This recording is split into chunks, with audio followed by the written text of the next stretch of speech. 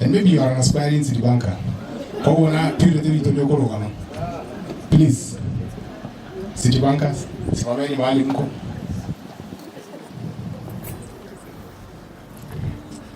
Purity, why is it? Yes, exactly. So my wife Washeke, that's my sister Purity. My sister Purity was in the KQ IPO as a student, intern. And then my wife Washeke, obviously, she was there doing important things, even in the MD's office. Then over there, that is my big brother, but that is Paul Njiri, behind the bishop. The one in specs. He's the one who gave me my first job in Citibank.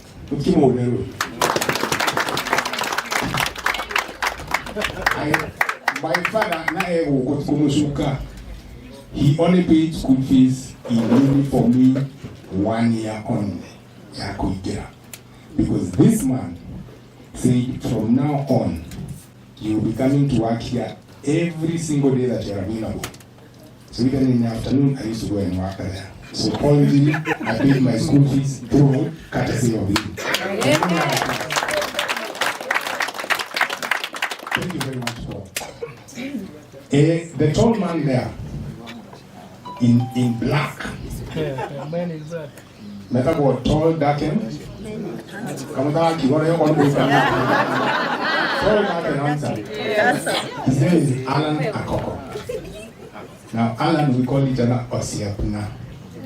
Kuna mtu anajua hiyo lugha? Brian Noah, inamaanisha nini? My friend.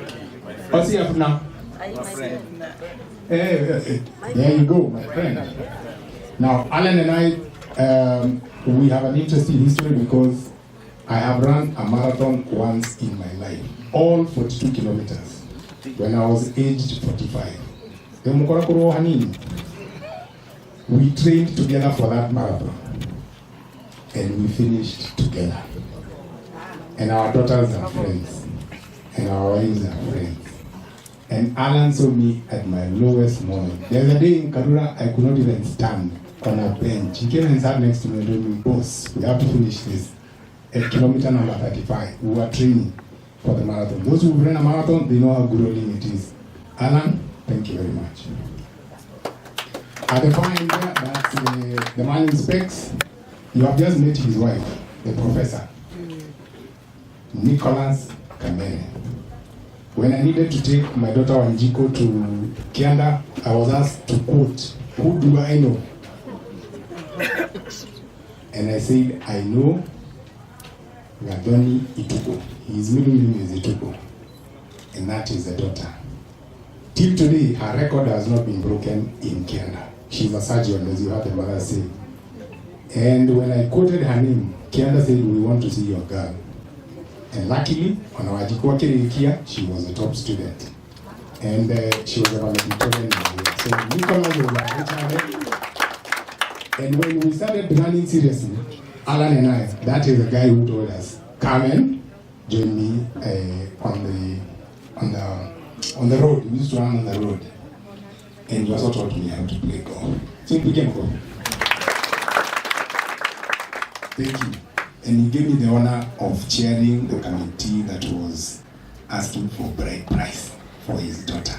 I've been a chairman of a committee. I'm going to practice. So what you going to They say last but not least. Hapana tunageuza hiyo sasa. Tunasema first and foremost. Joysan Wainaina. Joysan Wainaina was I don't even know how to say this, because I've been in city now for in and out for 30 years, and of those 30 years, I think for 25 of those, we've been hapa kwa hapa. Bishop is saying I'm your lawyer. This is the other person to whom I was her lawyer, because she was my MD for some time. And before she became MD, she was the head of the biggest unit in the bank, we used to call GTS. And after she left being our MD, she went on to run Sub-Saharan Africa. And throughout, I've been her lawyer. And her husband is Wainina Owalea, who is a city banker by extension. And they've honored me because I know their daughters very well, been to their home and so on. Thank you very much, Jason. So you've seen the length and breadth of my friends, Aramaki Roko. Then I have a very, very powerful community from church. Because the Anglican Church of Kenya is split into dioceses. We are in the Diocese of the All Saints Cathedral. And within the Diocese of All Saints Cathedral, there's a very powerful church. It's small in size, but very big in terms of impact, called Christ Church. Watu wa Christ Church, si mzima na tafadhali. Watu wote wa Christ Church. Dr. Geoffrey Macharia Morabodi, he saw me sitting in a corner. He said, Nathan, you look like you can be the men's ministry. Could you want to be like? So I joined the men's ministry category of him. And we play golf together. Thank you very much, Dr. And we belong to the same cell group. So whenever I want to tease him, I tell him, you know, you're my fellow cellmate. I know the word doesn't sound very good because it sounds like we're prisoners. But there he is, Dr. Macharia Morabodi. And he's a CEO of a company that he shall tell us. The man in Karayoniriku. Which Let's call it African. Just the African print. Hey, over there. Macharia Njeru. If you watch TV, I'm sure you will see Macharia Njeru. Former Vice Chairman of the Judicial Services Commission, the founding chairman of the POA, Independent Policing Oversight Authority, and an entrepreneur to boot. He also runs his own law firm, and he's a very respected member of our church. Next to him, Agofia,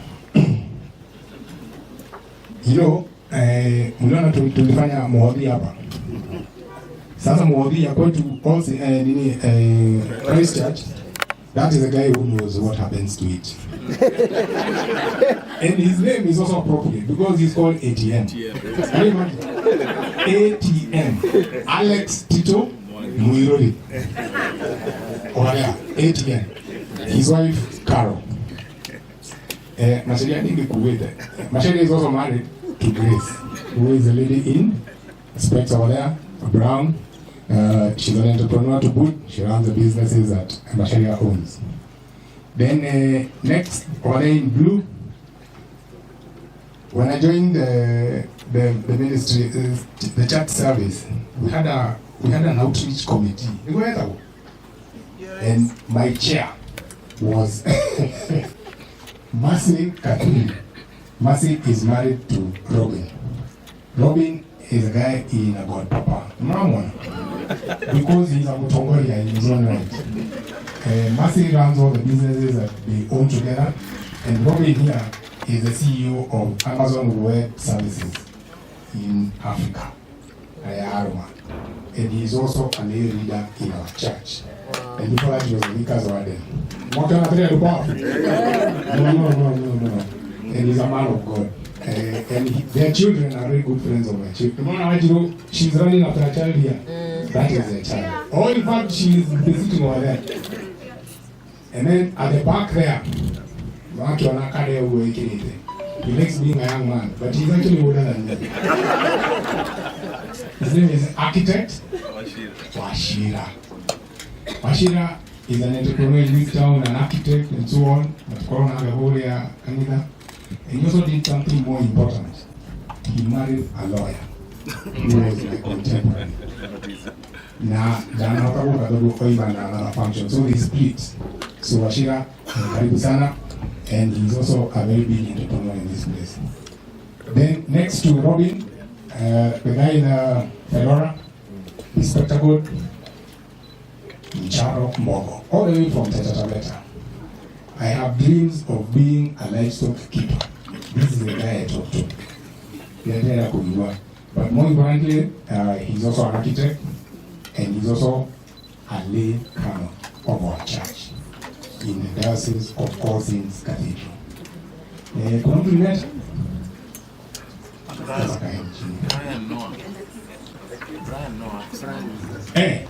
Brian. Hata unaendanga huko bwana. Brian is my brother-in-law, but he's still seated. She's my mother of one. He is also a member of the Christ Church. Asante sana. He's married to my sister-in-law. So that's it. So we'll move quickly to the speeches, and to represent my formative years, Sam, Amadou.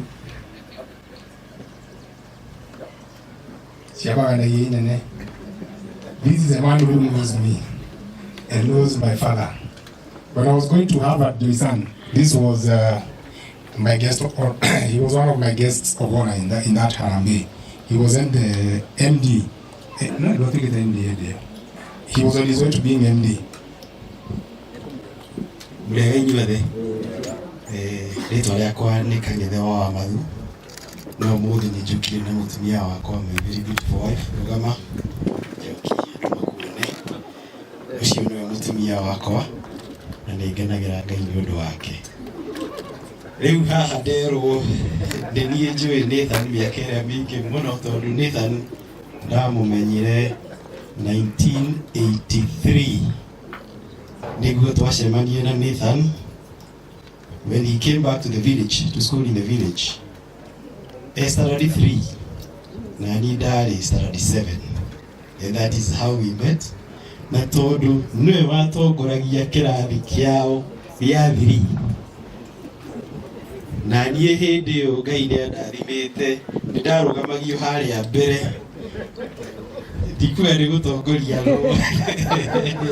Rĩu twagĩire ũrata hĩndĩ ĩyo. Nathan sought me na niĩ tũgĩambĩrĩria ũkĩgĩa ũrata hĩndĩ ĩyo. Nĩakĩonaga tamu icio twagĩikarire nake, Kang'ethe wa Wamathu akĩrũgama as number 1 nake, na ũhoro ũcio rĩu tũkĩambĩrĩria gũgĩethana na tũgĩthiĩ ũguo.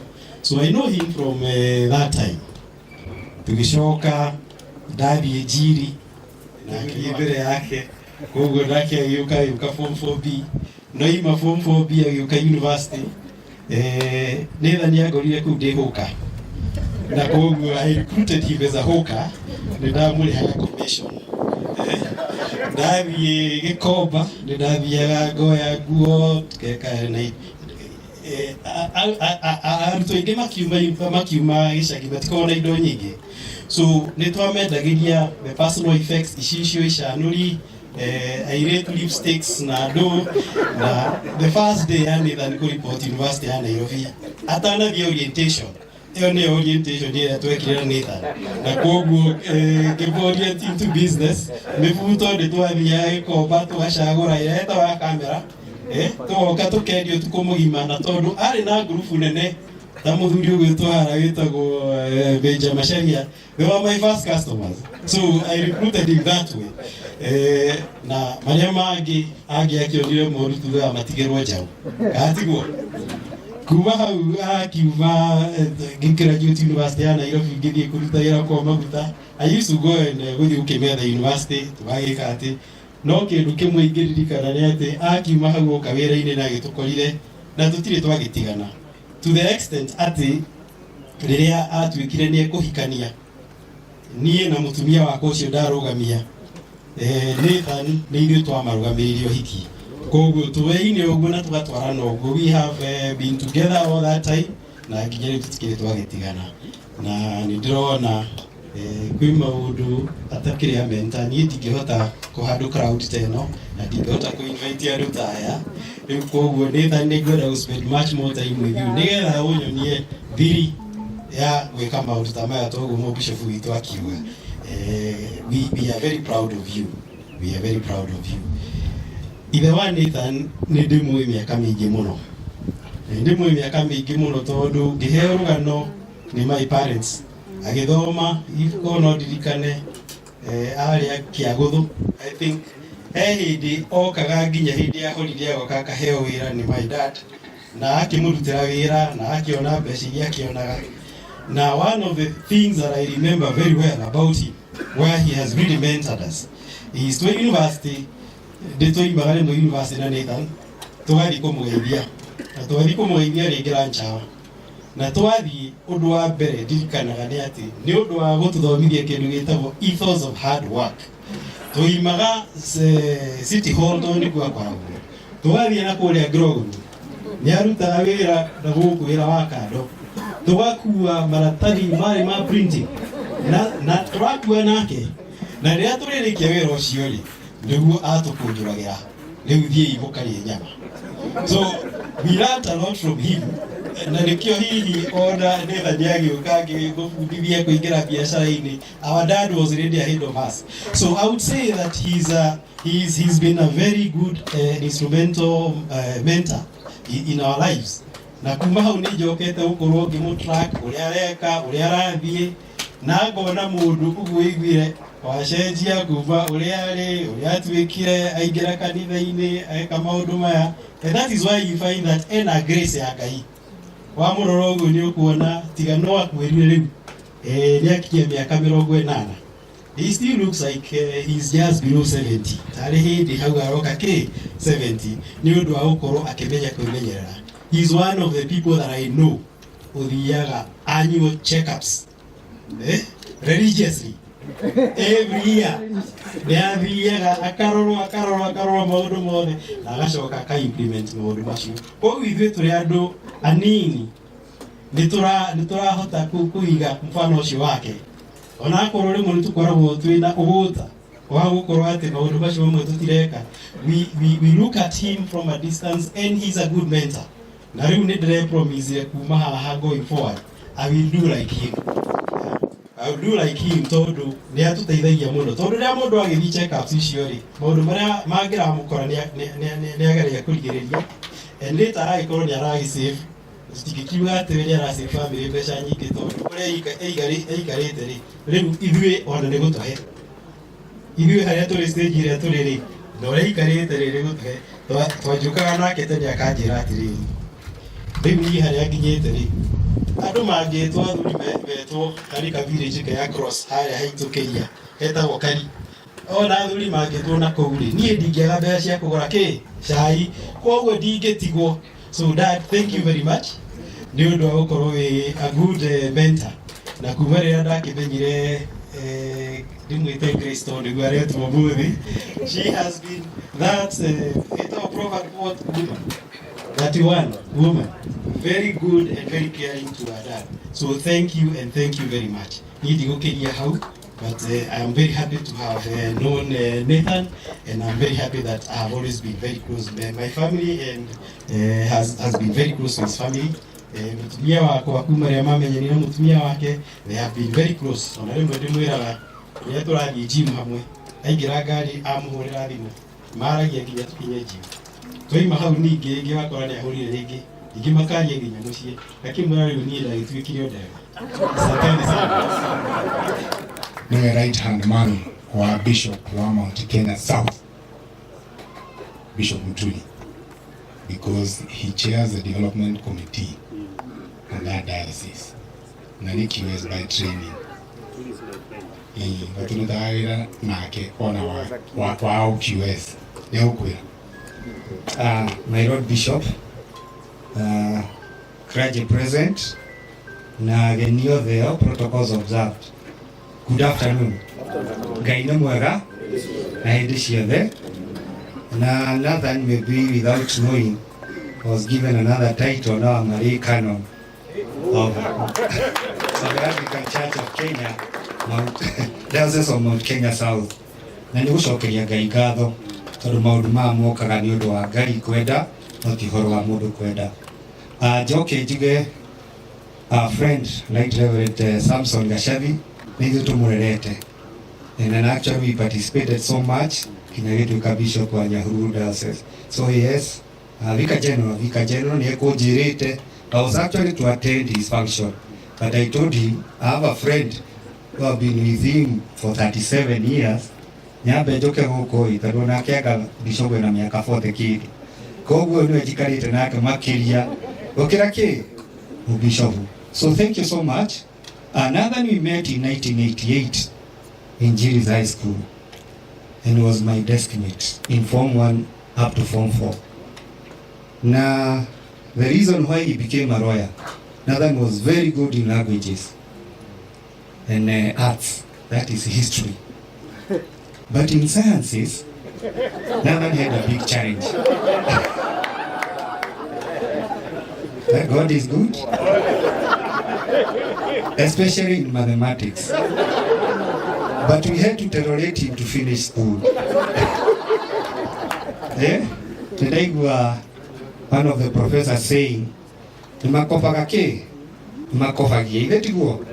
Nathan used to do that, but by God's grace, he's where he is because he's very hardworking.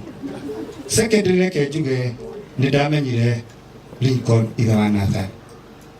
Because they told me from very humble background. Nathan near Goragori Safari Land. They are not to Ramanya. They are Mukefa Green. Little Kenua Etagomoa. Nathan near to Hair ideally. The unfortunate thing, Nathan was in another house called Kenyatta. It was a bit far from where I was. I was a captain in a house called Harambe. None other than Miami Kagashua. Nine dona kanya niga the demon mother. And that's why we build our relationship and friendship. Na kinyo mode, we move together. Secretary Dikoda kwa mono to muthuri mahaha ni ali shigoni gena shiagoro jokerere he muthuri uyu. And I would like to describe the word a father. Na muthuri uyu niona nietie, he is a real father. A father is a founder. Muthuri uyu tiga mbiriirie muci uyu tutigire guku. True. Kogo na wangwa makeri mangicoka. Muthuri niwe? He's a founder. Na nitwagiriirwo ni gucoka tuhana athuri tutuike founder a micii itu. Not only in our homes, even in our country and in our church. Wakireri. A father is an advisor. An advisor and an achiever. Muthuri uyu ni arutanagiria muno riria ari gwaka hajo. And that's why he has achieved a lot today. Turoka go celebrate. Ndio waikara kundu kwego because we kwani atu reckless. Tutikirona kinya hagwe katia. Ni turathie micii mingi tugathia abroad. Yathuri ime muthuri na miaka 40. But our dad, thank you so much for that hard work. A father is a teacher. Muthuri uyu ni athomithitie na tigo thomithia kuruta mbia na mitugo na kunora ciana ciake. Because being a teacher, wera wake ni ki?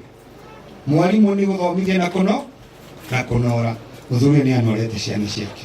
Ndikwenda gutie muno na ndirĩtwo seminar ngaria gũtarĩria athuri nigetha mamenya who a father is. The other one is H. A father should be the head of everything. Na ngingo niwe tongoragia kuria maundu marathii kana kuria muturire uguthii. From the small unit of a family, the father should be the head. Na muthuri uyu nionanitie na mana ti itherũ that he has been the head of his family. Na nikio tura celebrate umuthi. Erenge ni riku? A father has experience. He's very experienced. And he's someone to look up to. It doesn't matter how tall Nathan you'll be, you have to look up to your. You have to look up to that father. Yeah? Our responsibility. Na how ni ho tugwite muno tuhana athuri. We have neglected our responsibilities to our wives and our other, this is our spouses.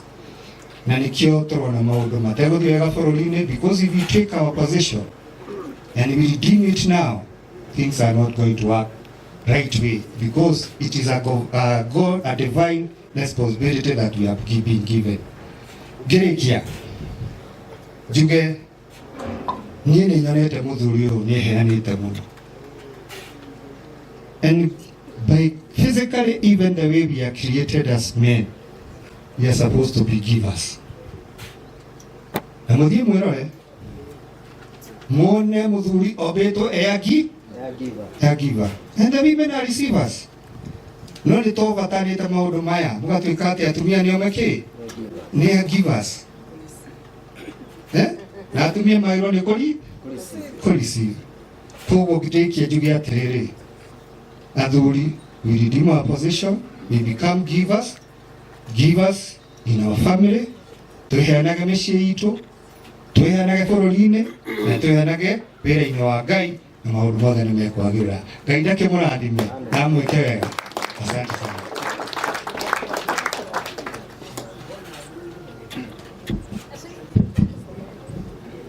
As you can tell, as I was being shown math, I was showing English, history, and so on. And what else?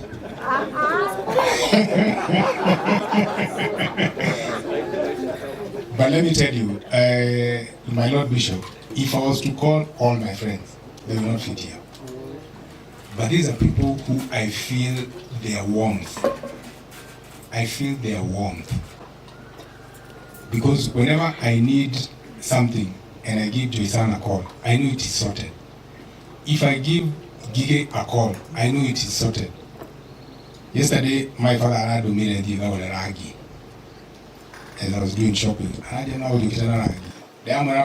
I will bring you a can of shoe polish.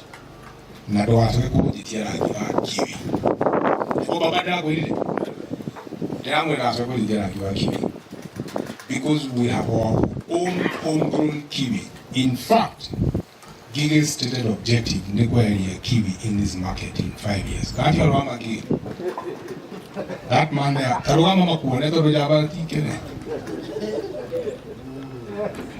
that man there owns a company called Doric.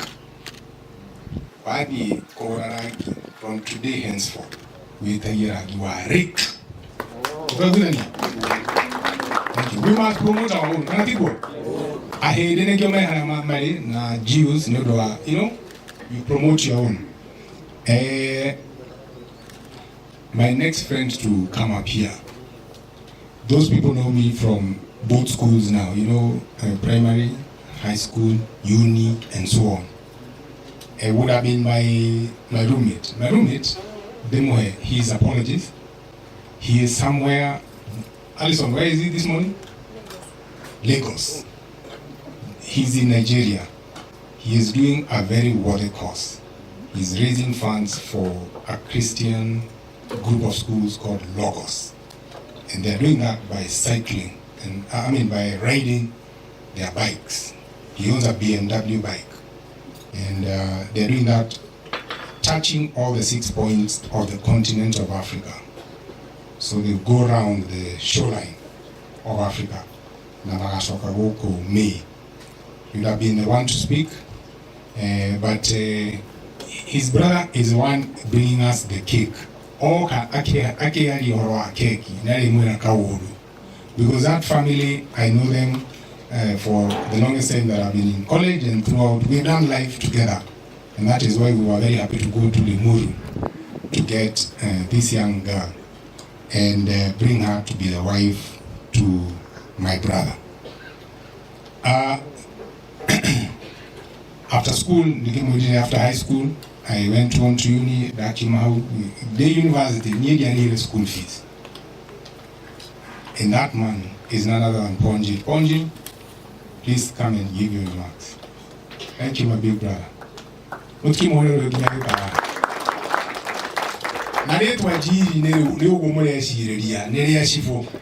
He comes from that family. God is good, and all the time. Yeah, my name is Karaja Wajiri, and I give thanks to leading to me. Karaja. Thank you. Nathan, Sultanite Haninaki. Nyaya Karugano, a university. Udia Damwe Lakawia Citibank. Na netwatu warande kaita kan karayu muno kinyo no muthi tuli hamwe kuma hindi must have been in the early 90s there about mid 90s no hari undu mwe kwenda kuga ndui we aroiga riu emwe na wa student uria akioyaga tubesha tu na nikio student ena tubesha ni gukenerera fiu na one thing to be to note kuma ajia gwithukumira he himself confessed muthe uhoro wa kumurihira fees university akihuruka na nimwe ciana nyingi ingikoguo ni kwi ciana nyingi muno ona itingenda ithe amenye ni arona kanyamu extra nigetha ikare maisha mega no ni thani ndekire uguo ndi muthe wehuruka riu ni ndirathukuma ni ndirahota kwirihira school fees undu ungi we akiaria aroiga ni ndamwitaga by the way there was no nepotism we happened to come from Murang'a County dona hindi odio in Murang'a ni wa Murang'a County nyimite Murang'a County Rokotu adome tumini moyo ya ndiroiga ando aroko 18 ando aroko 11 ni ndimuigwire dio ino wa Murang'a dio imete gwitu nie kiria ndaroraga tondikire muhewira ndi wa fishi ndendaga mundu ratuthura wira kinya my boss yagakena kuo riria nithani ukire thikũ cia mbere na mari aiki ngitiguo mwamari andu aiki no ucio ni ndonire uyu riria harehe thina kawira handu uyu ni wetitaga nithani goka rucio thaa 8 wira uria ukumunengera ekuhura wira mathaa ta 6 karuta wira ta wa thikũ 3 4 kuo nani ngonekana ndi mwega kinyaga promoto ndiko dipeti na andu take tanithani njuguna njega yumaga ikurira na ni ndaigua kinya engineer akiuga na bwana Mathu akiuga uria muthe nake ahuraga wira kuoguo andu aya ni ahuria wira proper nithani agikirikia university agithia gikaro akirikia wakimenya kuria feki ni agicamite tubesha riu no aroka ngugu na no arathi watho agithie kwaregeru toni aketaga gutwika roya na obviously Njoroge Regeru was a very good is a very good law firm, so the best of the best no ene ku no turaraniria mundu andikini Regeru no turaraniria wene ki ureka ku kodagi ukamwena uyu. So finally one day ni decided ni kuma kwa Regeru okay Citibank ashoke wira riu andikwo fiu arutage wira na feki. Unfortunately I think after 3 days yasaina ona tasainite marua tukicemania na Regeru handu kijira we ndramenya uri ureka tondu nakuo ahurite wira kinya riu mwaka wa Karume na Regeru makona law firm riu ni akura ni agia mundu alilo waka riu kijira ndo wakijira we ndramenya uri ureka watire thina tulio hamwe tono tukirutaga wira because they also happen to be the law firm for the bank for a very long time and they still are to some extent. No sawa wethi na mbere no turigiteithanagia, so he forgive me then ni agiuka tukithie na mbere riu kuruta wira. And then let me tell you Bishop and my MD can confirm is a very firm advisor. I'll take a word of the way it is properly. So those of us who have worked with him, we got to a point where we had a dependency. Yeah? Such that honor, if I may say, ugire ati ni umuragia hadathi mushamanio leto no nego kawega noguo ona ithui including our MD noguo tutulite na Nathan. And I can tell you for those 30 years Nathan yakoretwo kou gutire gwakorwo na case Citibank. Nathan yoigire ikayu mutugika tugikorwo twithina-ini, instead ni kurigite kou tugathie tukoiga maroya mayo na muri mwene matuhenagia aca tugwiko na sure enough hathara ikaingira muramenya uria ndiroiga no ndari we hari arogamite yaingiraga twira githĩ ndiamwĩrire mũrekire ũguo nĩkĩ na mũtinjire no nĩ gũgĩthiaga ũguo biacara-inĩ. By the way, Bishop Nathan nĩ arĩ gaskill kangĩtũhũthagĩra mũno within our friends. Doing my function kana rĩngĩ unfortunately ta rĩu mathiko-inĩ eulogy wamenya andũ aingĩ thikũ ici moĩ Gĩthũngũ gwĩ Gĩkũyũ rĩu mandĩka rũgano na Gĩthũngũ Nathan tuma kwĩ Nathan translate na Gĩkũyũ kana vice versa. Koguo na kanitha-inĩ mũngĩkorwo mwĩna tũmaũndũ ta tũu ũguo he's very good at that. He's Kikuyu ũguo kwerũ he was very good in languages, right? It's not just English. Ona Gĩkũyũ Nathan oĩ Gĩkũyũ proper deep na kwandĩka properly a translate yumaga na tayakameme kayo kama mwiki very good. Otherwise ona maisha-inĩ nĩ tũteithĩtie mũno na Nathan twĩ maisha-inĩ tũgũgĩthũkũma no kinya mũgakĩmenya ũrĩa mũgwĩka mbeca icio mũkamenya kũrĩa ploti maguta irĩ mũgathiũrũrũka mũgateithania maisha-inĩ and he's been a very good brother and I'm actually very happy. Na nĩwe watũmire tũmenyane kinya na aciari ake tugaciaranĩra mĩciĩ-inĩ Nairobi which is good. Mzee, I'm very happy atĩ ũmũthĩ tũra celebrate 80 years tondũ nĩ Ngai kwĩonania kũhe mĩaka 80 tũgacoka tũgetwo tũgakorwo twĩ haha tũgĩ celebrate nĩ wendi wa Ngai. Niĩ ũrĩa ingĩkwendera nĩ gĩkeno kĩingĩ thayũ mũingĩ na Ngai akũmenyerere arore ũgima wa mwĩrĩ waku na we enjoy maisha no maya kana atĩa furahia ndũkae kũmaka we enjoy maisha na mamu ũmũteithĩrĩrie make sure amidst everything else nĩara enjoy maisha. Ndikwenda gũkĩria hau Ngai amũrathime. Amen.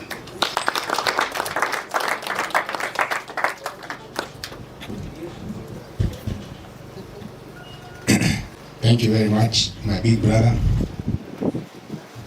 The university, Naramana University of the most prized possession. National, double decker. You could play two cassettes at the same time. I bought my first one, courtesy of the money that I was paid. And it was a very good life, I can guarantee you. The next friend I'll call here, you heard that I've been recognized somewhere as Mzee. I've chaired a wedding committee. My brother Nick.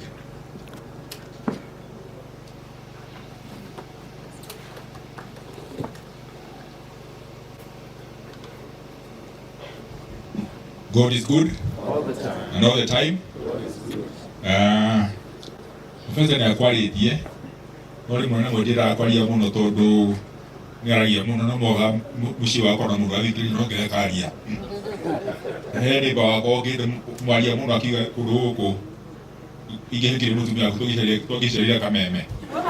But kwaria ni kwega and I'm always happy when she speaks because she has a lot of interest of the young people at heart. And I think, like she said, there are a lot of things that are going wrong today because perhaps parents don't get time to talk to their children. Na geshiria ikokiga ati gimoima mutuine na digari maingi muno ma Mzee Lincoln, but I can tell who he is by what I see in him. He associates a lot with people who are of value to him because you have to be careful where you spend your time. You can choose to spend your time with people who you have fun with, and like somebody said, show me your friends and I'll tell what kind of person you are. So from Citibank and the people who with Nathan at Citibank before. We should not get out of cafe, though, he has many friends that we know, but I think it's also a wise decision because ewa fish na kuna do taiga na mona kidu waligo gwetori kuna gutigoriku uri twashokaira mandi ndubakora ya nora shamata we diare ku kiga ndo ikoro e murata juge ati ndani kwa ndani ya Citibank unlike Nathan uradile kama kanini kana kumita uradile as a senior manager na nite kuduta kuno korado mena rata for a long time. But I think one of the people that I warmed up to was Nathan. And anytime I had an issue that I wanted to discuss, I went to Nathan. And since then, we've been very good friends. And we become family friends as a result. And perhaps one of the things that I'd say is Nathan is one of the first people who kept talking a lot to me about his parents. I'm doing this for my dad, I'm going to see my parents and all that. These days, anytime I see a parent, I hear somebody who has parents, I feel jealous. And because, for the older you go, I think if you get to our generation and older, then you find that most people will probably not have parents. So anytime I say somebody, a friend of mine with a parent, I feel like they're like my own parent. And even before this function happened, I know I'd been asking Nathan when I go to see him there. I met him on a number of occasions, sometimes at the Limuru Golf Club, Makeraraji and Nathan, or other places. And Greg Yuga, near the Remena Sherima Marore Vega. And also, I think for the parents, you know, I'm going to know how to hold to do. Or that's why we are not very Magitoreka. You know, Magi Mawika. Gushira mahoya manyi mahoya na makinya ukira mai tutoru hii metu no koro hii ni ko raho ya kinya do ko iwa kali kana ka do kage washi usho kali kana ngani go hoya wa so kana didi mahoya. So pray for us wherever you are, and also I guess for us let's make sure that we do not forget to look up on our parents. We have 2 children who are grown up, and I began to realize that you miss them more when they leave the house. And sometimes you wake up in the morning and then you wonder, what are they doing, where are they, and do I call them in the morning or do I call them later in the day? So if you spend a day without anyone of them calling you, then you get a bit worried or sad, yet you don't want to be too much in their face. So could we take the initiative to reach out to our parents instead, because it's probably much easier. You are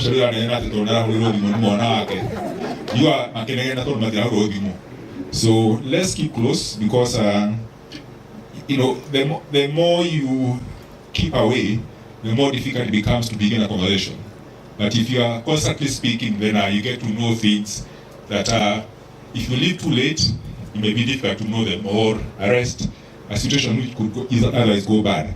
Gutira how na juge nilegi muno lukinya ukutiri ya bere uka, but I was really looking forward to today. So Nathan and your siblings, you've done a good job, and please continue looking after mom and dad here. Asanteni sana.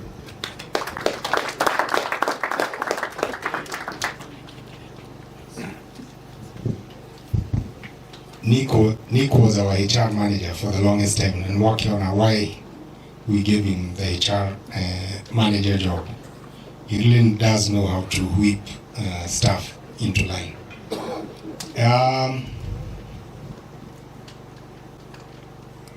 The other speaker that I'm going to call here is a special man. He is so special. Even the bishop mentioned him in the middle of his sermon. Because this man is a global citizen. And now we need someone to come and speak about my father. My father and my parents, as you can see them over there. Because this man cuts across those 2 generations. The one before the one he is in and ours. And he's a global citizen because in an organization called FIDIC, there is only 2 people from the global south, and he's one of them, and he's in the midst of this celebration. Now, engineer, no, if you could speak a little bit of English here and there, so that you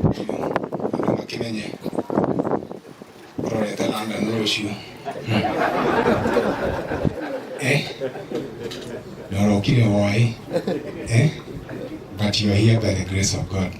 My big brother, the floor is yours.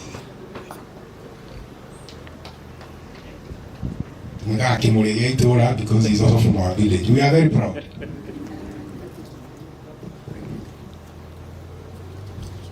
My Lord Bishop and the clergy, either one Nathan and one Nathan family, the very many friends who I see here today. God is good, and all the time. There is a small exercise I must do. MC, you asked about calling out somebody who you have not seen for many years. Muraguli, Daktari, can you show up here? This man, we were in university in engineering, we entered 1981. And the last time I saw him is when we graduated 1985. Simbu tupigie makofi. Good to see you. This gentleman, I'm not surprised that he is Dr. Muraguri, because I can tell you one thing. This is a very bright gentleman. And I'm very happy to see you. So I need to get your contact. We need to take a cup of coffee.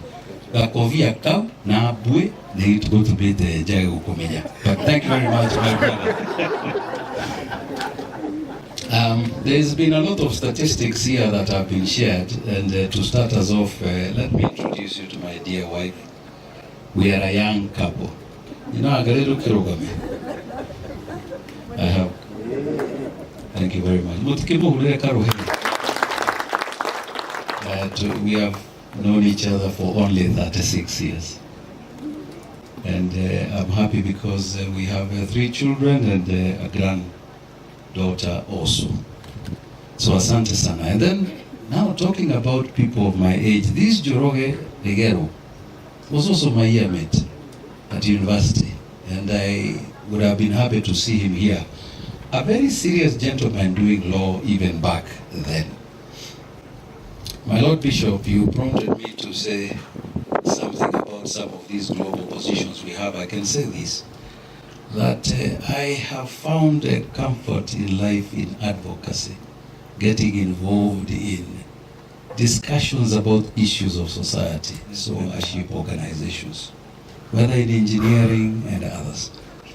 The key ones that I can share, one of them is the Kenya Private Sector Alliance, KEPSA, where I sit on the board. Again, wanting to have not small fights, Bishop, you're absolutely right, not small fights, and maybe not call them fights, but big engagements, big issues. And KEPSA has been a very good platform. KEPSA celebrated 20 years last year. And then this International Federation of Consulting Engineers is because we need to talk about infrastructure. Infrastructure has a profound impact in the socio-economic development of any country. So we have this organization based in Geneva where I sit on the board. I'm currently vice president. Again, we take the African voice there. Although if you're not on the table, they say you're what? If you're not on the table, you are part of the menu. And there was good food here. Now you imagine being that food. So in Africa, we have said no. Then there's another one. Varavareno Vava Yake Tonarami. The last time talking about the Narami. And Nanedat Wikadaka. I asked Nathan, how long will it take? Always leading his brothers, Mark Rabomushi. And they would walk together, socialize together. And I remember Ulema at the Shoshu. is very exemplary.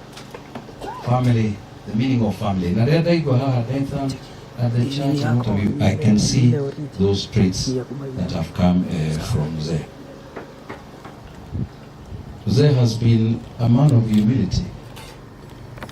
Never, I have not seen, he's a very firm man in terms of being resolute in what he wants and wanting good, very development conscious, very conscious of helping and enabling the family.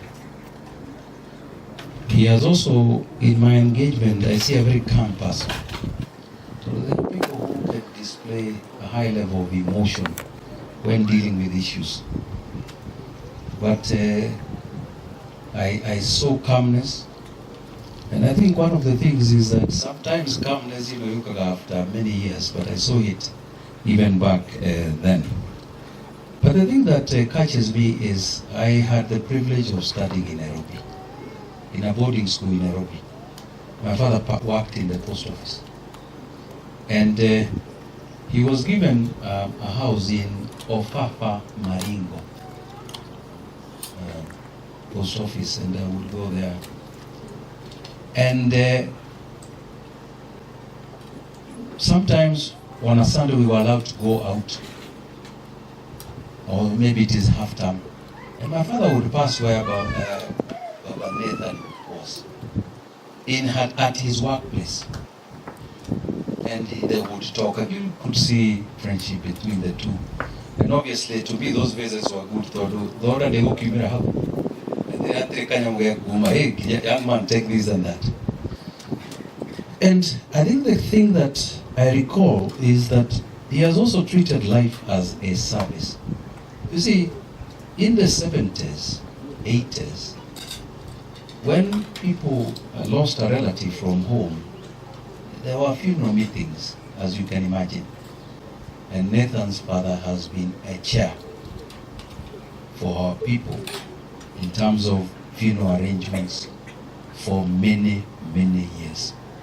You have lost a relative in Nairobi, and you want to take them back home to say farewell. He has chaired that many, many years, and I know you handed it over to somebody else, because then it means that people dealing with grief of their relatives had somewhere to go in terms of being assisted, fundraising, and the logistics, etc. Love for family, QS. I couldn't support that. I support that because Mzee has loved the family and his children. And to be the one that I am close to, which is Nathan, you know, if you don't know his father and son, you would think they are what? They're brothers. And wanting the son to excel. And I remember that Harambe that you did for Nathan to go to Harvard. With that do Mamotaidi Nigadadi. Quite exemplary. And Harvard, my Lord Bishop. Our Lord Bishop came to our church, and as I was introducing Nathan, I did tell him that he had gone to that very distinguished school of law called Harvard. And that seems to have triggered something in your mind to it. So,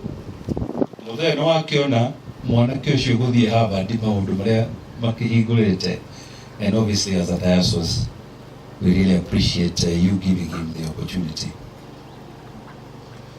Warora Shiana Shia either Nani or Nathan.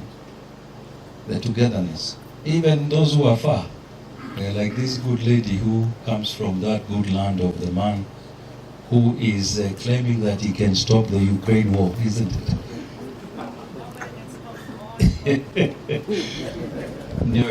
We really appreciate Baba. Leadership over 180. You know, they do. We don't you. Don't have to wait until the resources are in abundance for you to help. That you can help with based on what you have. The other thing that I admire, obviously, invest. It's one thing earning, it's another thing making that money earn for you, isn't it? So I have seen that, and I think I've seen it, and I speak very well. And by the way, people from Citibank, thank you very much for taking in this young man, and particularly enabling him get away from there.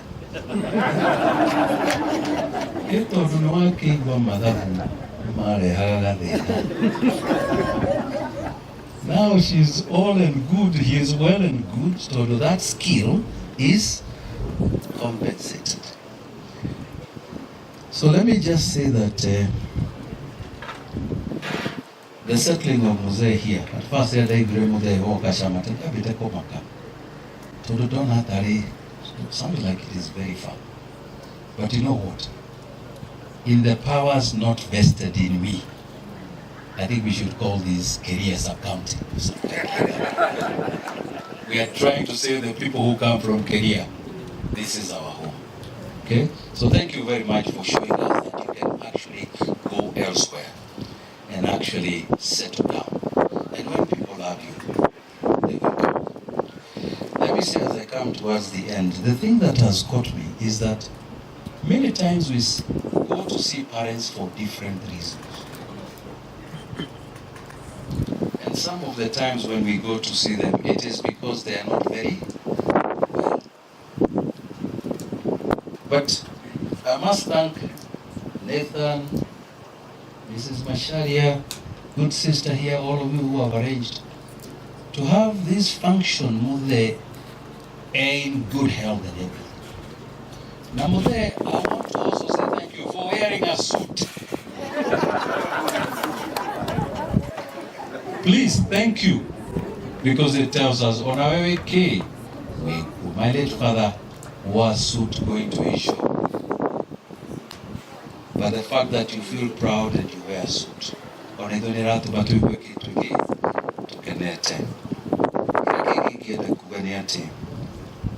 this day that the family put together was not triggered by a calendar event.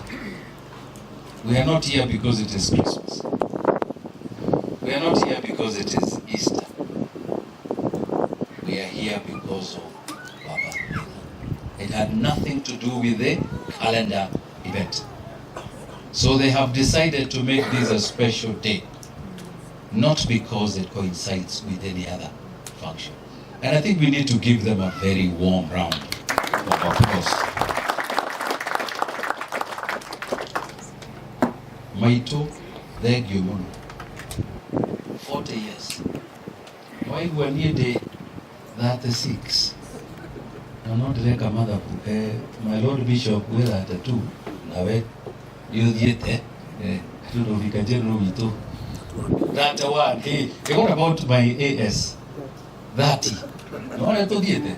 But, every 30 years of support, of love, of perseverance. Would this good gentleman be wearing a suit today? Perhaps not. So now I know support.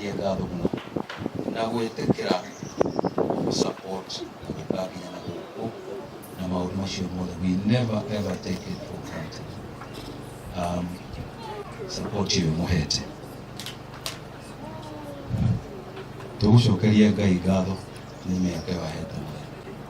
And I think what we have here, we are being challenged, all of us, is that for those who still have their parents alive, Brian, I don't know whether, see what, but yes, please let us do this. When I look at this, I wish. So for those who have parents, please invite us. Let us celebrate, especially when somebody can eat, drink, share with you. It is priceless, that's what I can say. I also want to take this opportunity to thank all of you who have come. I know I'm not giving the vote of thanks, but I am so impressed actually when I came there, Nathan. Initially, I overestimated it. I thought maybe the seats were too many, but now I was extremely satisfied to see that they are all occupied. I want to thank all of you and to just challenge these parents, spouses who are struggling with issues.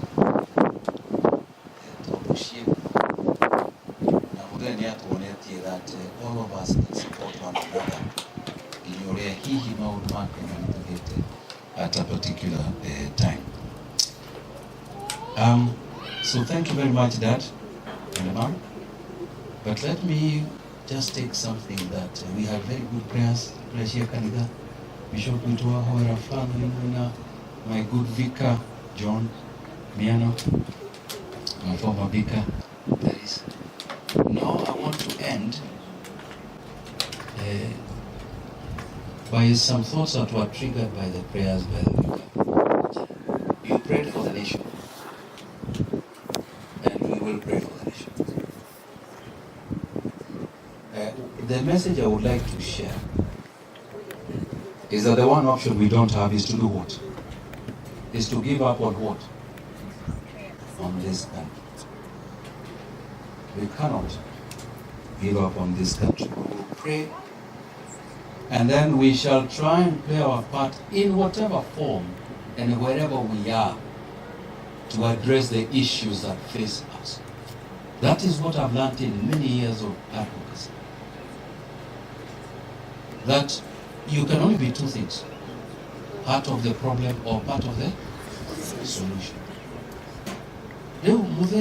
His contribution to this country is through this children, including this young man and the work that he does. I know he's humble. I know this good bank. I know you don't take personal accounts for maybe not very good reasons, but anyway, I'm just trying to make fun. Mwanoiwa, either one Nathan, is contributing to this country. It is not simply an issue of the job, but it is what you do with it. And Professor, thank you very much for your message about these children. I actually did not know that we should thank them. We don't normally do that. So thank you. So my challenge is, we don't give up on this country because of our respect for Baba Nathan. Whatever we do in life, let us be part of the solution. Never ever give up. And for the many professionals who are here, please join an association, business membership organization, crystallize issues there and take them where they can be addressed. And the church, thank you. But at the end of the day, that there must be hope. And to me, I think there is hope. So I don't want to go beyond that. Sorry, Nathan, if I may have talked quite passionately, but I want to thank all of you.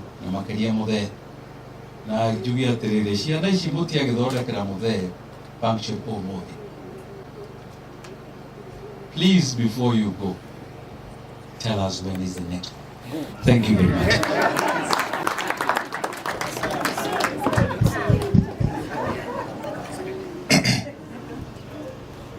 My Lord Bishop, and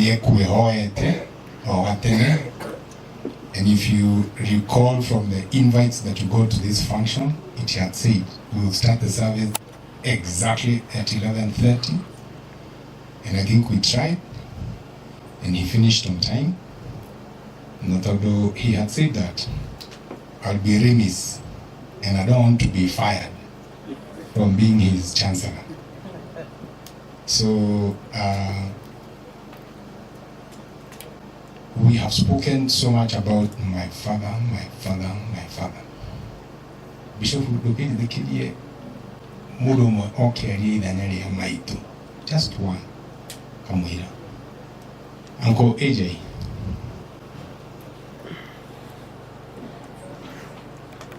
This is a retired banker. We got speech yake in summary. Na ni wakuli ya Nyeri. Na more than being my uncle is my friend. Thank you.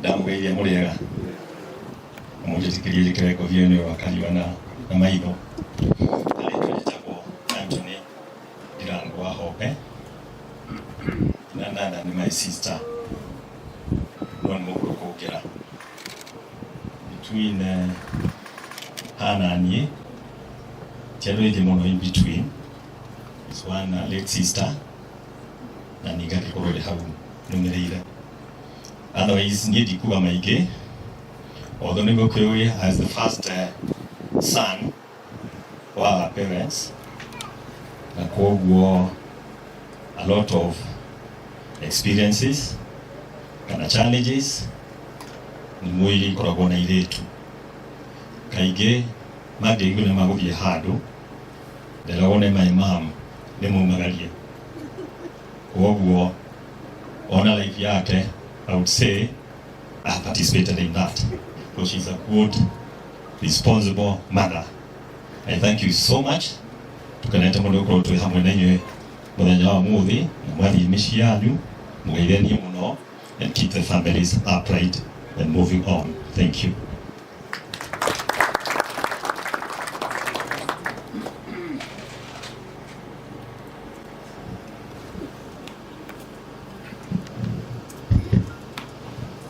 Tugikana na oro cio gwiciria ni mwega. At this juncture, please allow me to call my Lord Bishop so that for a short while we'd like to say something, then we can move from there. My Lord Bishop.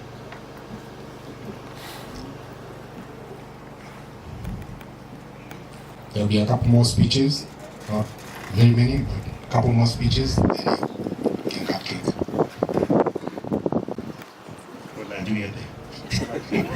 It's just goodbye, and we meet again at the appointed time of the Lord. Praise be to God. We were very happy to join you. We have been happy to share with you a meal. We have also been happy to interact with you. I wish we had more time, but we can't. But I think because Nathan is close to you, anytime he requests you to come over to our place, please feel free to come and join us. He's doing a very good job at our place, and we are so happy because he's offering pro bono services. Sio ni kujitolea kabisa. So may God bless him. May God continue to do you good and continue to meet you to the very point of your needs. So we wish you all the best, and because you'll not be meeting before Easter, we wish you a happy and blessed Easter. As our sister also goes back, we wish you journey mercies, and God bless you.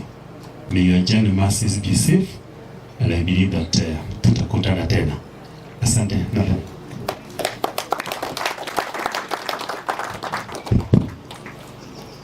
Thank you very much, my Lord Bishop. Our next speaker is the Bishop takes his leave. Engineer has spoken about my father, and my father has siblings. And one of those siblings is one I call Mike. Come and say something about your brother.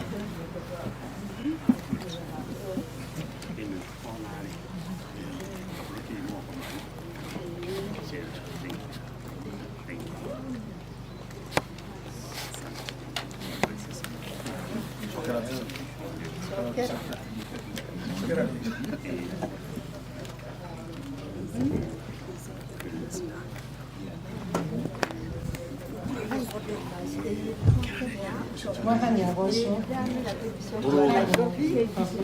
wa Wambenya kana kabura wa Njoroge wa Ngenya ndĩ mũhonoku nĩ nyenda Jesũ tondũ wa kũhonokia na twakĩrĩgĩrĩra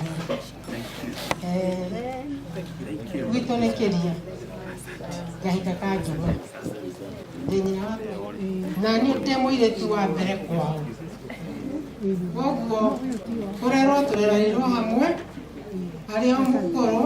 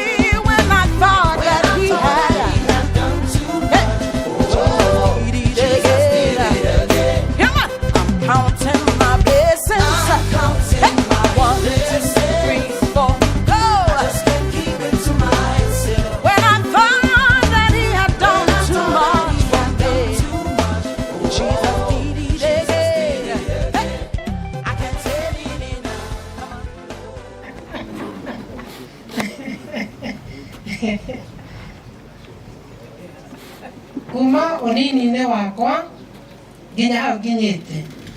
My brother nĩ atũrerete o wega, nĩ atũrugagĩra tondũ arĩ mwathĩki. Nginya mũthuri ona angĩoimire Nairobi ndangĩathire Kĩria atambĩte kũruta nyũngũ mami atigire riko, koguo arĩ mwathĩki. Nĩ mũtegi arĩ mwathĩki nginya ihinda rĩrĩ. My brother nĩwe ũnderete kuma ndĩ mũnini, ngĩthiĩ natharĩ anguire na mũithikiri akĩndwara thukuru, ngĩthiĩ secondary anguire na ngari. Ithe mũtiakĩigua Ngai amwĩkĩte? Mwana mwathĩki ndagakĩrĩ mũthambia. Nginya hau akinyĩte akĩrera ciana ciake, nĩ arutaga overtime, arĩ wa Kanjũ no nĩ arutaga overtime tondũ arĩ mwathĩki na arĩ mũndũ wĩ kĩo. Athiaga wĩra wa overtime agoka ũtukũ, nĩ agĩcarĩria ciana ciake na agĩtũcarĩria. Koguo acaragia mĩciĩ igana ĩrĩ. Rĩrĩa agĩkũrire nake baba-rĩ ithe ndagĩkũra atiga hau, mũthuri ũyũ rĩu nĩwe ũrũgamĩrĩire andũ a baba. Na rĩrĩa tũratuĩkire tũgoka gũkũ Samata nĩ Ngai tũracokeirie ngatho nĩ tondũ tũrokire gũ-celebrate mĩaka yake 80 nĩ tondũ wa wĩra ũrĩa wothe arutĩte. Ngai nĩ amũhete matukũ maingĩ na nĩ egũthiĩ na mbere na kũmuongerera matukũ mega mena thayũ, matukũ mena gĩkeno, matukũ matarĩ ma kũgiĩka na ma gũtangĩka na ma kwĩrigwo, nĩ tondũ ũngĩkorwo we na Ngai thĩinĩ waku ndũrĩ hĩndĩ ũgakora ũkũrĩre wa gĩthĩna. Mwathani arogocwo. Ngai akũmũhe maica mena thayũ, maica mena gĩkeno. Ũguo nĩguo tũramũhoera arĩ ta baba witũ na nĩ baba witũ tondũ nĩwe tũtigĩirwo. Ta rĩu ũguo ihinda-inĩ rĩrĩ maitũ itũ ndangĩhota gũkinya gũkũ, no my brother e Samata na ngĩigua mami ena gathĩna. Mami nĩ mũrwaru ona kabage toro, oe ngari ateng'ere nginya Kĩria oe mami amũtware thibitarĩ nĩ tondũ nĩoĩ rũĩyo nĩ watigĩirwo. Koguo tũramũhoera matukũ maingĩ aikare nĩgetha tũmuonage, twamwona tũkona baba nĩ tũkenaga. My brother Ngai arokũrathima agũtũrie matukũ maingĩ, ũtũre na gũtirĩ hĩndĩ ũkerigwo na gũtirĩ hĩndĩ ũkaremwo nĩ kwĩyumia nja nĩ tondũ wa wĩra ũrĩa ũrutaga. Hamwe na ciana ciaku, ciana ici ciothe ikĩrerwo ngoretwo twĩ hamwe nao. Koguo gũtirĩ mwana itoĩ karakta yake na wega wao. Na Stephen ĩno yao akorwo kwĩ mũirĩti warĩ mũkeni nĩ Wangari, ainaga kainĩra baba wao arũgamĩte gĩtĩ igũrũ. Ũyũ tiganai nake ũyũ nĩ ũngĩ arenda mũinagĩra. Good. Nĩ ũndũ wa gũkena nake Bosco arĩ kĩmwana kĩega no kũrera arĩ mũrĩri mũno, no arĩ mwega mũno, arĩ best, no ndareraga atarĩ na gĩtũmi aca, no arĩ mwana mwega nginya gwakinyĩte. Nĩ ndĩmwendete, ndĩmwĩtaga baba ndimũtengũraga tondũ atuĩtwo baba. Ndaigua mwaro mũrathima mwende na mwĩke wega.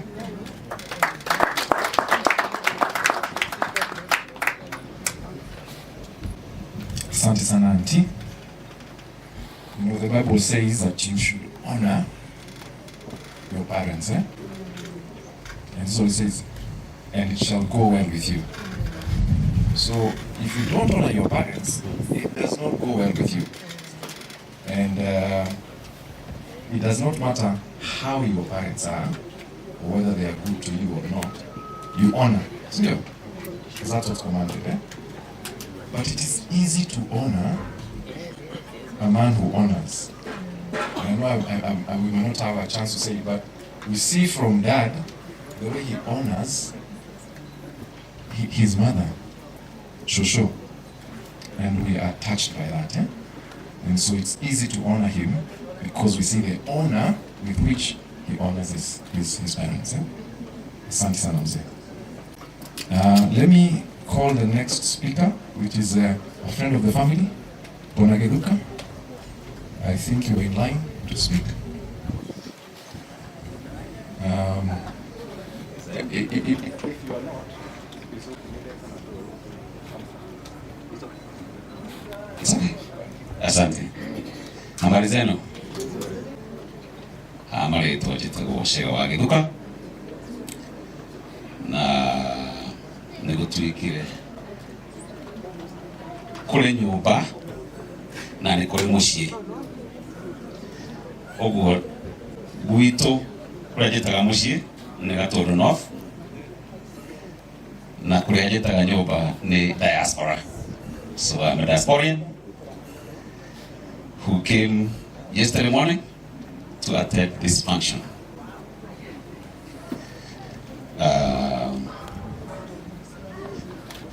Maito, wajerera nawe.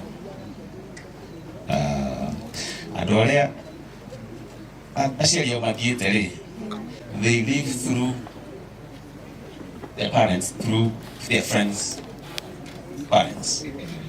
So I know that for many years, kind of creation. Go away,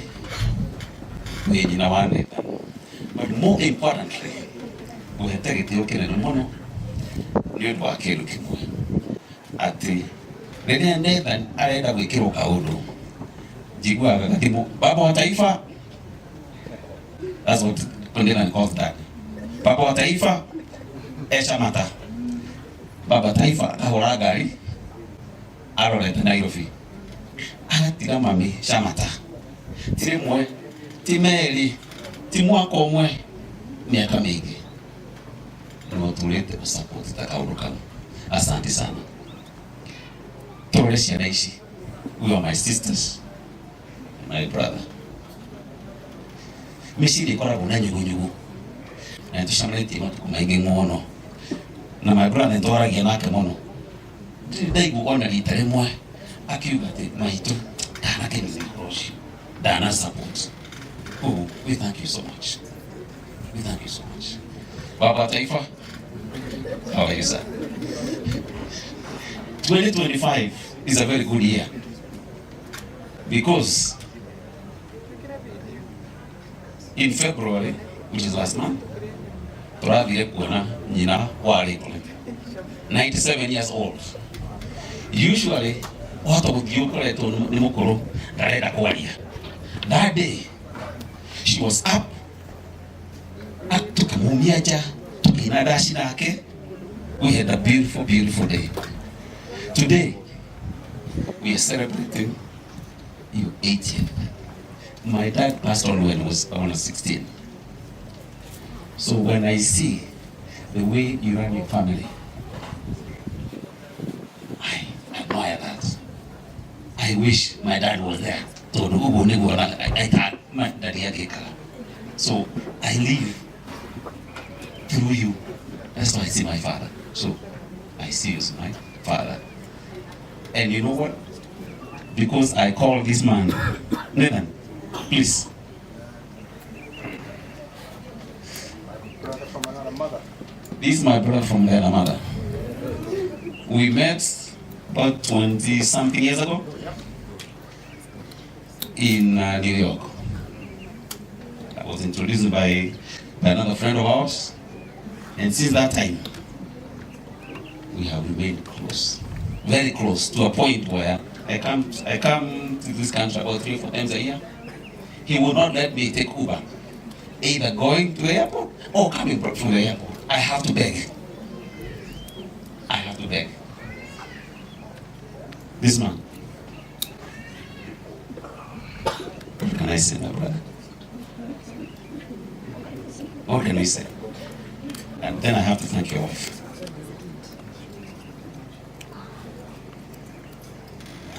Washake. Let me tell you something about Washake. I met Washake's cousin somewhere.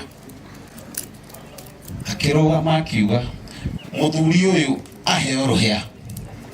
That was me. Ngĩũria nĩkĩ? Ngĩrwo mũthuri ũcio akiuga tondũ mũirĩtu witũ nĩmũgũrĩte wega na nĩmũramũrora wega. Ũguo, as far as I'm concerned and as far as the cousins are concerned, I am the brother to Ũguo inyuĩ daddy inyuĩ mũrĩ athoni aitũ. Thank you so much. Those few words, I appreciate you. And I will always come. I was in the wedding lineup. Now the other anniversary and the other anniversary, I will be there. Asante. Thanks.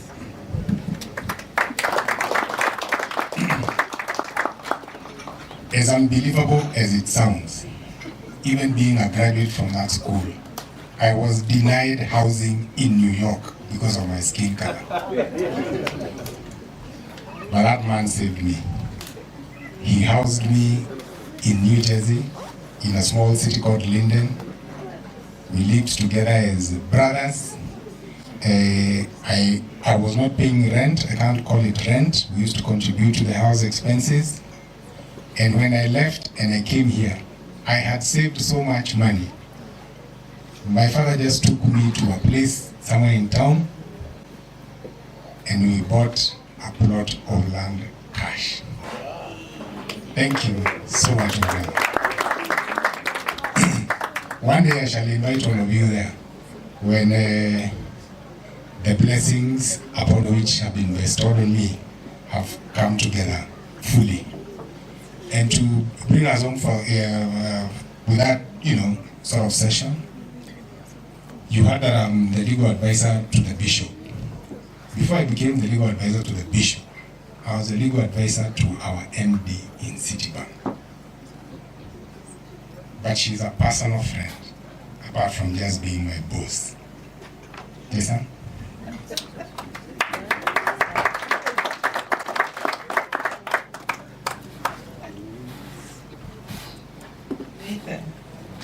Nathan, thank you.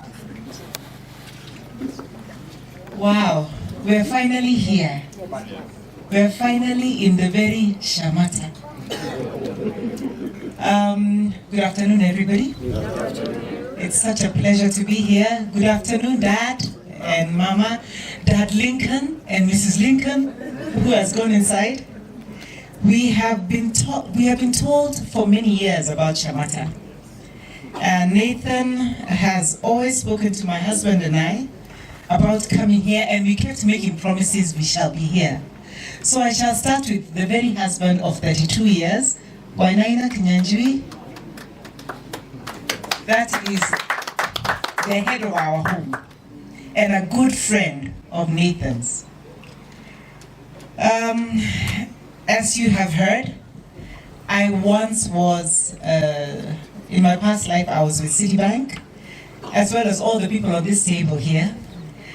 I don't know why, Nathan, you didn't bring any of your current employees, but I think we decided, aside from what Nick said, we think that he's preparing for his next life. And here we are. It's not that bad.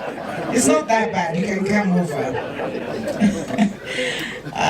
Today has been a wonderful day. We have learned a lot about being thankful, and we are grateful and thankful for being here.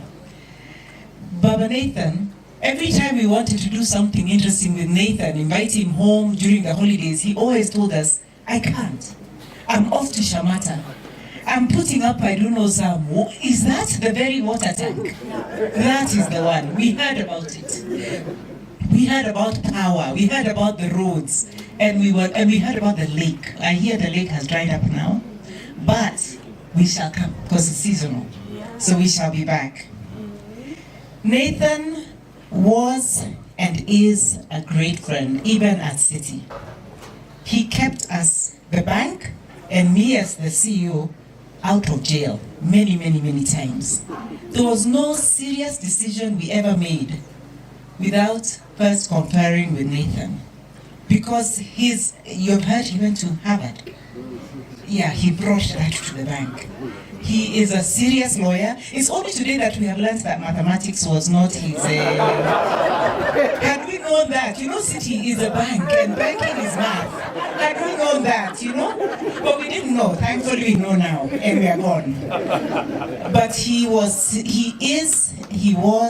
and he shall always be somebody we hold as a dear friend and wise counsel. Nathan loves his country.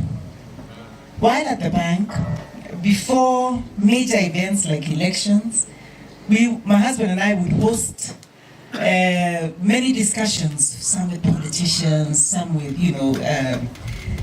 people, movers and shakers of this country, to determine where is the country going and how do we influence. And Nathan would be the person who would actually facilitate those events. What you don't know is that as we were writing the Kenya Constitution, remember the Constitution before the promulgation in 2010? Nathan made some significant contributions, do you remember that? To the Constitution of Kenya. I'm sure a lot of his ideas were taken into consideration, but he's somebody who deeply loves his country. Yes, he found a wife, and when you find a wife, you find a good thing. Washeke worked with the bank. And, they had this in-house shopping event where they found each other.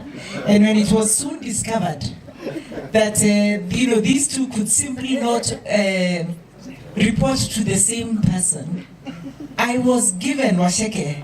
Do you remember that? She had to move to my department to separate her from this young man who was obviously confusing her. And so we worked together. I had a great opportunity to work with Washeke until she found another bank to go to. But it was a wonderful honor to work with you. You made great choices. And we know the family well.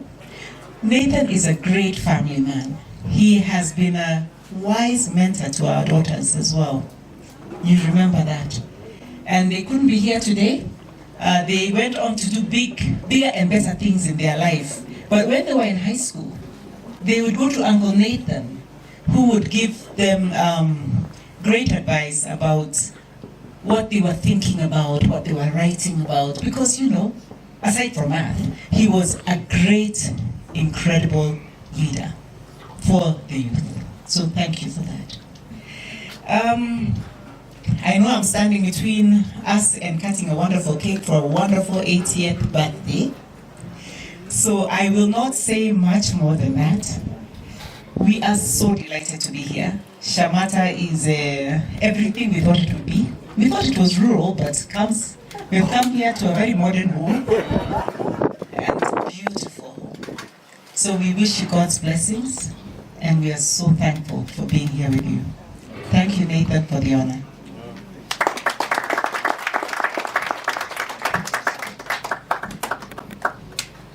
A better clap for my MD. And she has done well to preface that I love Kenya. That is true. I love this country deeply. And one way I found a way to express my love is when a very prominent son of this country came to me and told me, I want to buy you tea. And that tea was not just anywhere. Kempinski was in the best hotel in town. So he told me, I want to go and buy you tea. Let's meet at Kempinski. And we met at Kempinski. And he told me that we need to change this country. He will tell you how we changed this country. My brother.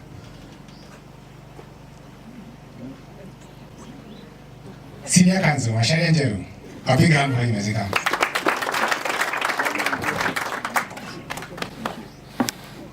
All right, thank you very much, Nathan. I knew this man is a prominent son of this country, is a great man. But when I hear everything that has been said, I am very proud of him, extremely proud of him.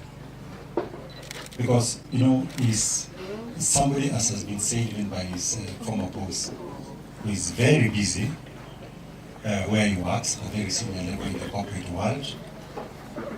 The bishop said here that notwithstanding the fact that he's busy where he is, he's also able to serve in the church, pro bono, as a chancellor. I know what that means because I acted as a chancellor for Nairobi Diocese, and he's very busy. I used to act when Muturi Kigan was not there for a long time. And at the same time, he's also very busy in our church, where he also, participates, and he has time for it, and he's also a family man.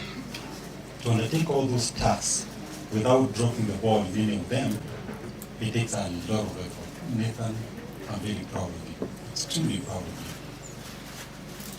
But as he said, to finish that bit of it, he also helped me personally, because he mentioned that until last year I was the vice chair of the Judicial Service Commission, and it's not an appointed position, it's an elective position. You are elected by lawyers all over the country. You go campaigning the entire country. And you know how difficult lawyers are. We have known it all. In fact, managing lawyers, they are the most difficult people. And they're also part of the problem in the country. So, I didn't have that much access to counsel lawyers in the corporate world. And I also needed someone who could help me with the strategy. And I knew who I could depend on. That's when I requested Nathan. He had a cup of tea. He didn't know what I was calling him for. And he agreed graciously. We met at Kempiski. He gave me the strategies. The man I was supposed to be removing was Senator Tom Ojiende. He's now the Senator of Kisumu County. Much more known than me. He had all the resources. I stood no chance at all. Nathan told me, don't worry. We'll have a strategy, we'll deliver, we'll get this man out. And sure enough, it happened. This man is very dangerous. This man can deceive. He can overthrow a president.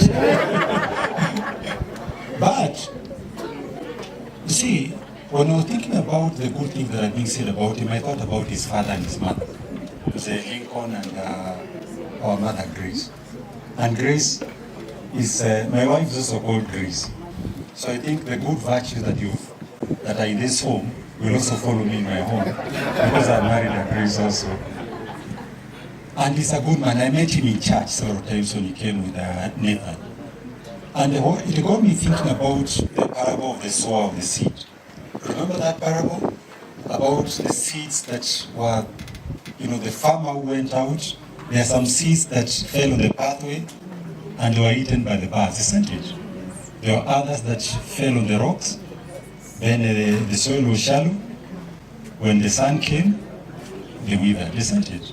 Then there were those ones that were eaten by, were consumed by the thorns. But there were the seeds that germinated because they were in the good soil. And that seed is Nathan, isn't it? But who is responsible for that seed? The sower, who is Lincoln and the mother. So we celebrate you because I've learned a lot. For me, if it was not for you, there would be no Nathan, there would be no the beautiful sisters. So it's him actually, and that in itself we really wish to thank you, Dad. And I was thinking about that name Lincoln. I've read a lot about Abraham Lincoln, from whom you are named after. Those who have read about, he is the greatest American president. And that man is remembered for two things.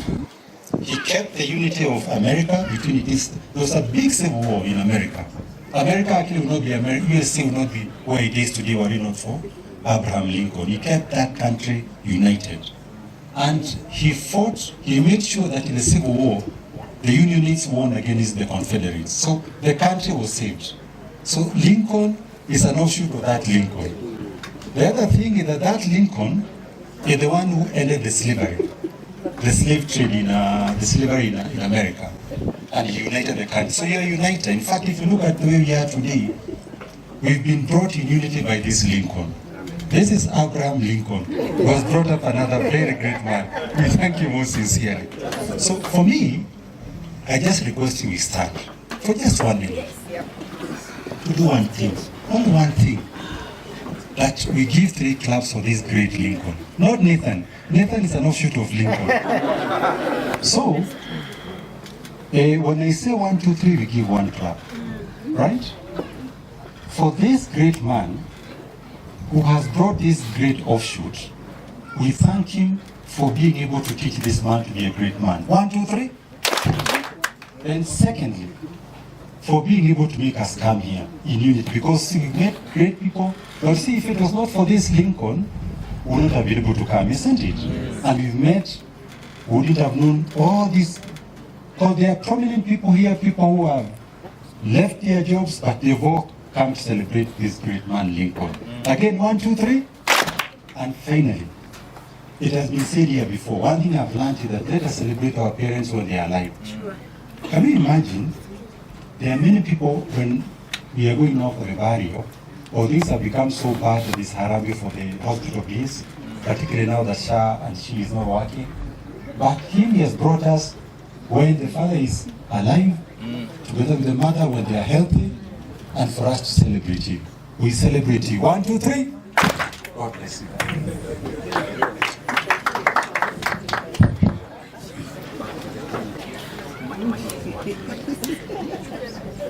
Robert nĩ waririkana ũrĩa tugaga kura ciaga kũigana rĩu gatuaga gagĩthiĩ ũguo. Mũthuri ũcio nĩ arũgamĩte no kura ingĩaga kũigana nĩ kũnyicĩirwo Kĩmunya akĩhĩtũka. That's how we got Kimunya. He beat that guy by a few votes.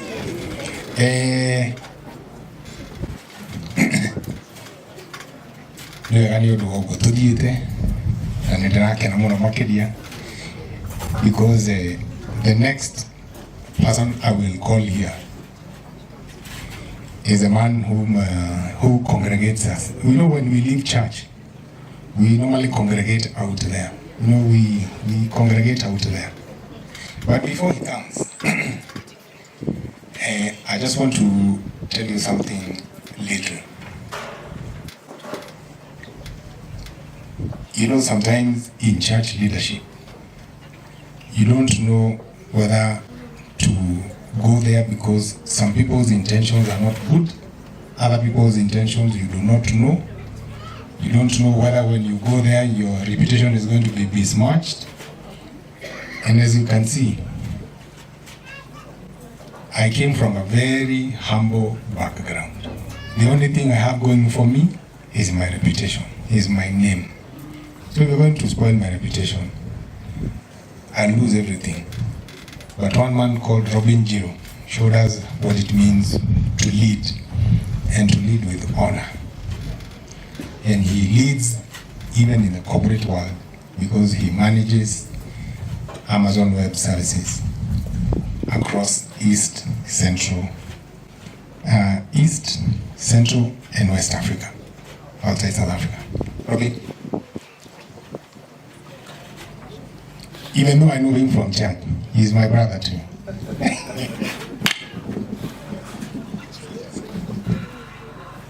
Oh, there's no Lord Bishop, so we'll just start at all protocols observed. But really, really happy to be here, Nathan. I can tell you first, let me just get this out of the way, since Harvard has been mentioned here a number of times. On the way here, there was a big discussion on my backseat as we drove here between Harvard and MIT. And then at the end of that conversation, I remember just saying, all I am hearing, because people have aspirations, they were debating Harvard and MIT. And I was saying, all I'm hearing is we need to make a lot of money. And then my wife whispered, no, all I'm hearing is that people behind in this backseat need to work very hard. So one of the contributors to that conversation told me, you mean Uncle Nathan went to Harvard? I said, exactly. Now connect with him. So good job on that. But really, really excited to be here. And in corporate, we call this the graveyard shift. You know, when you're brought to talk after like 15 people. So it's really the graveyard shift. Everyone is, their energy levels are significantly low. And so you're really just battling, and people are battling between wishing you were seated and looking at the next message coming in from X or their WhatsApp. And I'm just going to do 3 things. Number one, I really want to celebrate. And I think this, because this has not been mentioned, and I'm a member of the Anglican Church of Kenya, I really want to celebrate the leadership team that you serve around in the Mount Kenya, Diocese of Mount Kenya Central. It was really special and speaks to you, your family, the family that you come from, and the kind of service that you're giving. To see the bishop here with his leadership team Because those of you that have been in the Anglican Church know that he's not even the bishop, even senior clergy, they attend you guys are doing together with him. So really celebrating that. I also want to bring apologies from part of the group. I was very impressed by what you did with the members of our church. I have to say that, because many a times, and you guys know I've shared this when I was part of the leadership team of the men's fellowship, is that every time you go to a place and you're introduced as guys of church, people have already pigeonholed you. They are now waiting for you guys to finish your boring part, so that then now the fun part starts. I was really excited when you introduced us by names and also profiles, to just dismiss the notion that our watu wa church wamaliza waende. You know, so thank you for that. And I'm really excited about the church that we go to. I've seen quite a number of people here that I've seen in some of our friends' events. So they're just some of our mutual friends. And you know, I come from Mount Kenya East, but I also enjoy speaking a part of the language. And so, Dad, I was very excited to hear that you have been a chair in the Board of Finance. So I'm not surprised then when Nathan comes in as a chancellor. But I'll call you then.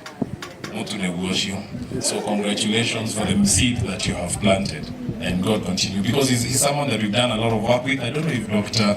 Muragori is still here with us. Yes, between these two gentlemen, we've done some very, very late night calls. In fact, I remembered when you walked in, there was one time, I think you had just finished a meeting at the bank.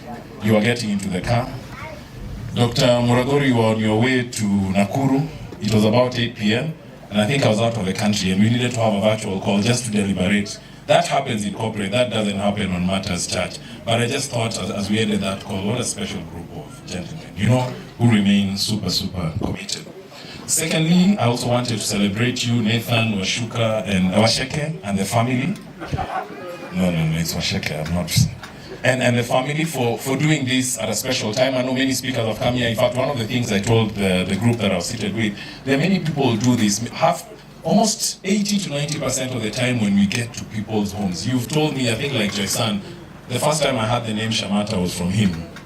And about a year ago, a friend of mine was having a dowry thing at Mairoinya.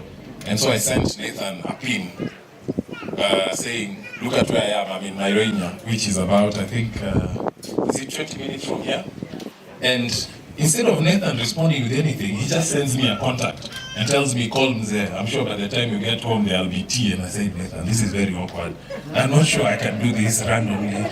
So Mzee, that's why I took Kuja, but now we finally gotten to Shamata. Because it was very weird. I sent him a pin saying, Mairoinya.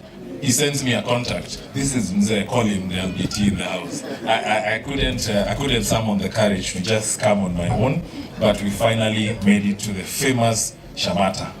And we are really excited to be here. I think lastly for me is really two things. As I listened to the conversations, you know, many people as we grow older, some people either just grow up with their corporate friends, some people grow up with their high school friends, some people grow up with their church friends. You rarely find people who then have a very interesting combination across every single group. And when I look at the groups here, from people that we've met in church with Mzee, Mom, to a group that we met last year, a very prominent group of gentlemen here with their families. We were together last year in Rwaka. And so it again speaks of the credibility that you bring into the relationship, so that people who, even when you guys copied from each other, you still don't desert each other. Even when they had to help you with maths, they still don't desert you, so that you don't drop off the grid, you know? But more than just the helping with maths, they actually, in fact, as I thought about maths, it hit me now why, when we have to have a virtual call, I had to call you and tell you, unaingia.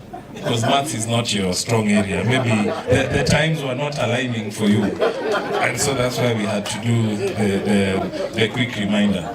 But I think just seeing you weave through the seasons is really amazing. And in honor of Mzee, again, if I come now to Mzee and Mom and Mzee, we know we've met before. I think the most recent time was Mzee in church, Mom and Mzee in Rwaka last year. We celebrate the 8 years and we thank God for His goodness.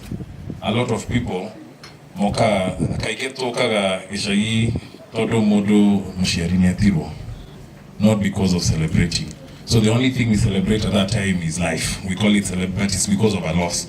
And so to see the family decide to honor you too is a great honor, and we celebrate you on your 40th anniversary and on the 80th birthday. May God give you a much longer life, continue giving you good health, and so that we may even come here. Here you guys are giving us a date again and when we're coming back.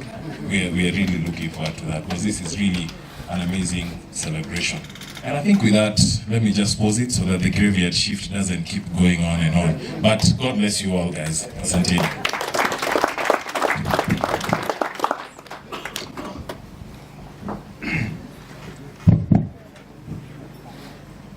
Let me correct one thing once and for all. Because my MD is here. She might think that she made the wrong decision. If you look at all my transcripts, I have an A in maths. Lakini unajua ni kwa nini walikuwa wanasema hivyo? BJ Tarugama. That guy led in maths in Kenya when we did our O levels. He was the best student in math. Tarugama. Best student in maths when he did his both O's, no, actually CPE, O's and A's. A's, no, O's. Oh, yeah, A's. Washira Ruhama. Washira Ruhama. That was the best student in maths in the A levels. And they are here. Well, now you can see why. Not me with my A, I'm with A's of A plus.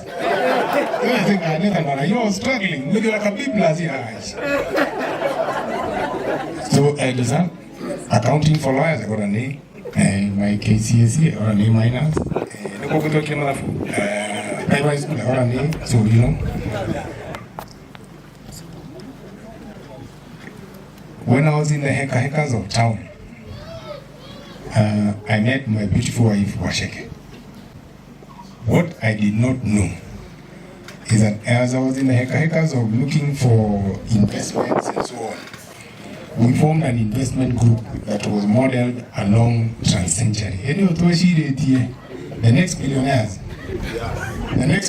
will be us. Now in that group was Washeke's cousin.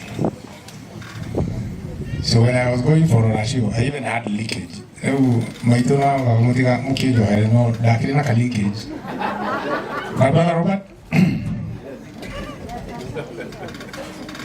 It's your turn. Thank you, Nathan. I think you've been addressed by too many A-star students, so now it's time to be addressed by a C+ student.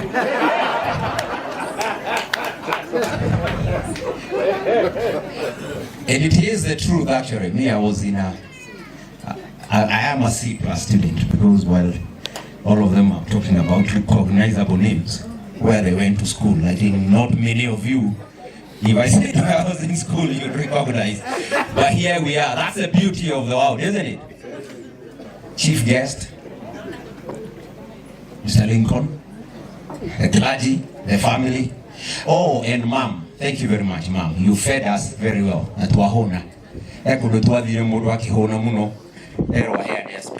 Thank you. Like me, I'm totally fed up. Now on top of that, Mom, watu heshavashi na watu hitowero. You know, right now there is a narrative ya shavashi. But interestingly, no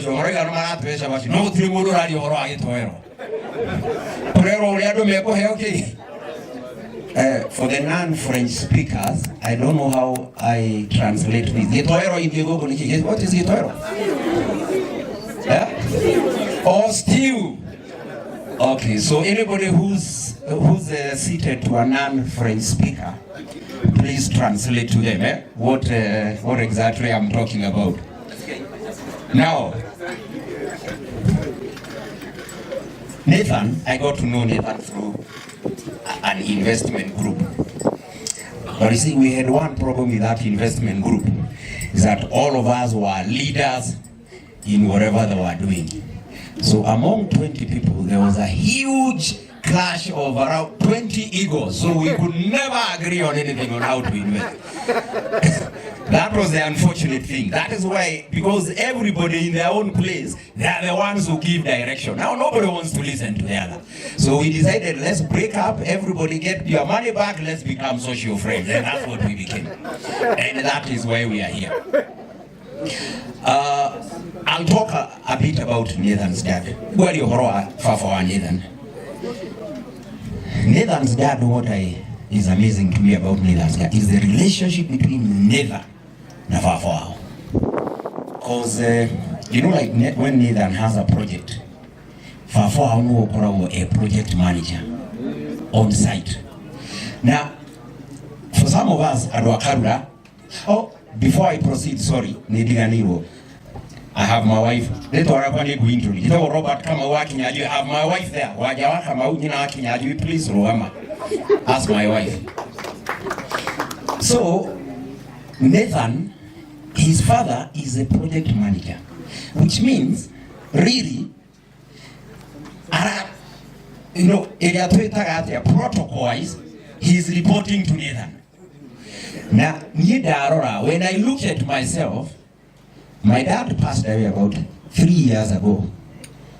I worked at a station whereby they in a project and my dad is reporting to me.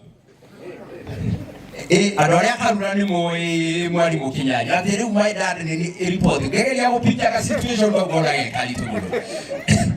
I think if I was to bring my dad in a project, the whole protocol, because I don't imagine that my dad will get the I carry go, and I'm the one telling at the Rock Society, next week, tomorrow I want you to do this and this. How many of you are in the same boat? With their fathers and their fathers I think they are very few. So is that true? And I think I may be a chip of the old block to no.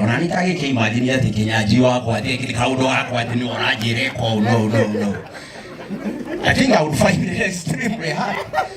So your relationship with your relationship, you have a fantastic relationship.